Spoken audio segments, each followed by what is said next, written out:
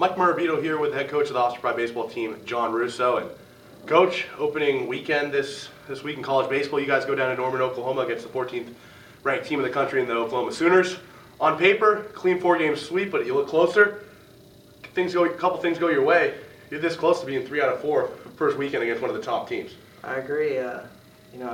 Friday nights didn't go great, but it was also our first day outside, and to be honest, it was 10-4. We had bases loaded, and they made a great play to keep it from being 10-6 with bases still loaded. So, we weren't that far off on Friday night, but the one thing Friday did give us a shot that we thought we could compete with them on the weekend, and and then games 2, 3, and 4, I thought for sure we had a really good chance to win 2 of 3 for sure.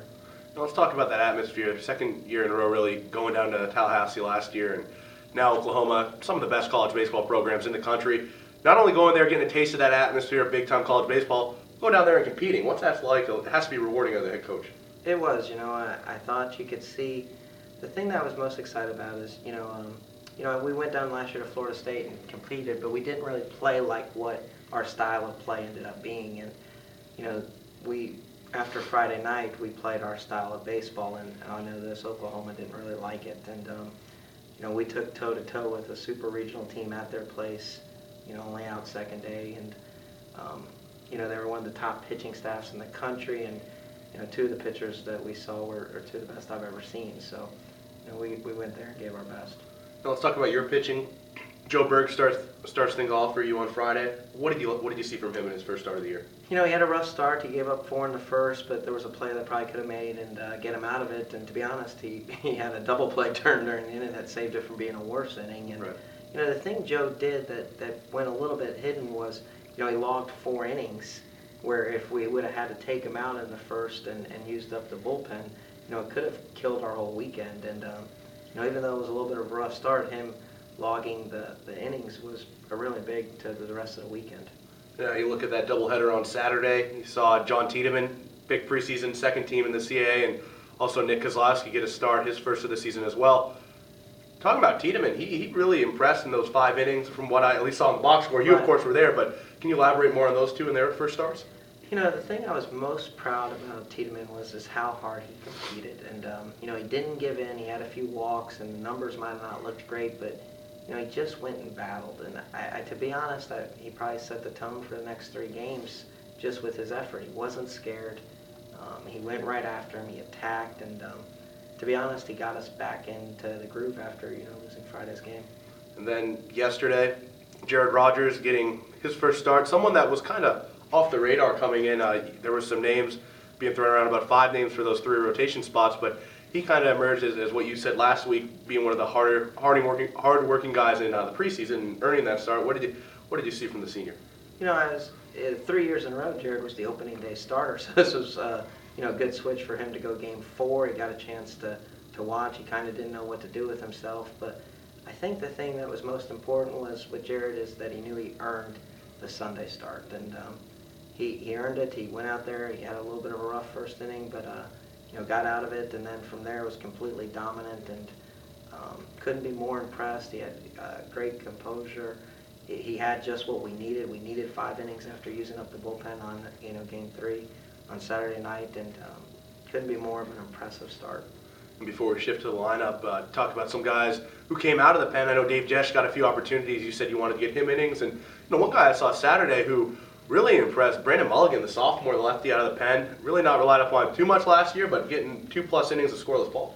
To be honest, it was just a mistake. I was talking to this earlier, is they had a big mistakes with box scores and stuff like that. So Brendan didn't travel. It was actually Barbs who went 3 1/3. All right. And he really held it down. And to be honest, he could have probably gone a little longer, except for his pitch count got up. He got 76 pitches in 3 1/3. And, it was such a catch-22 being the opening weekend. Do we extend him out when he really doesn't go anything over 50? And he was at 76 in 3 innings, and it was just tough. Okay, and to the lineup now. Got to ask you, saw Austin Hyman in that 3 spot this weekend. Was that a move that was made shortly before the series opener, or was that something that you guys were talking about preseason? To be honest, it was something I've been, thinking about the 3-hole ever since Ford got hurt. Sure. And, in that 3-hole, you just want somebody who's tough and is going to compete. And listen, there's no better aspect of that on our team than Austin Nyman. So, he went and really stepped up. He battled, had a great weekend. In the first inning, they charged a kid with an error, probably was a hit, to knock in the first run of the weekend. And to be honest, after that, his confidence just really exploded. He had a big bunt hit on, Saturday in Game 2 to get on before Kenny Jackson's homer, and then another big hit on Game 3 up the middle to knock in 2 runs, and then on Sunday had another knock to knock the one down the line to get him 2 more runs then. And then you look at someone like Kenny Jackson, who you mentioned, the home run on Saturday. Talk about the middle of the lineup. Was it the same type of production you expected? The thing with this is that we can't judge our hitters on this weekend. You have to understand Dylan Overton, the Game 1 starter, was 92 to 94 miles an hour lefty, and he's a first-team All-American. And then Jonathan Gray in Game 2 was sitting 96, 98, but throwing 3 out of every 5 breaking balls. To be honest, it couldn't have been a more, compliment to our hitters that a kid's throwing 98 miles an hour and they're throwing 3 out of 5 off-speed pitches. To be honest, probably one of the better breaking balls we've seen. So I didn't think, I don't think I've never coached a game against a pitcher like Jonathan Gray. And then in Game 3, we knocked out the Waldrop kid, and he was 91, 93, a 12th round pick last year, probably going to be a 5th rounder. And Sunday we didn't see anything easier in the freshman Copping. He's 91, 93, and so to be honest, it was hard to judge our hitters on numbers this weekend, but just competitiveness. I look at the Gray game. In Game 2, we only struck out 6 times. Yesterday 4 times. I mean, we just competed, and that's all I wanted. And from the new guys that you got to see in the freshman Kevin Brantley over at second, Rob Capiero, and a few other TJ Ersham, and a few other guys who had made their debuts for Hofstra, did you like to finally get to see them take some D1 pitches? I did. It was good to see all of them in the game. It was definitely a big experience for Brantley and Caff, and Brent Hall got a couple big hits and played really well on the weekend, and he felt good to contribute, and we just had a tough weekend.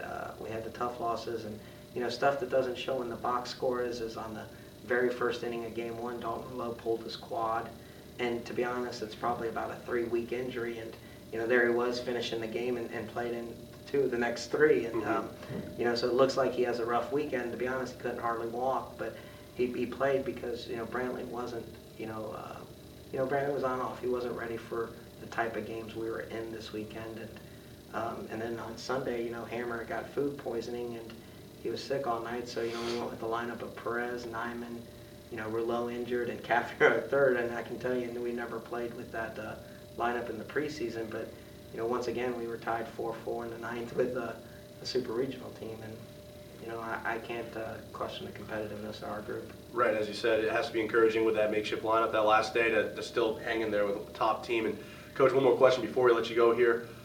This upcoming weekend, Cal State Bakersfield going out west. What's the scouting report on them?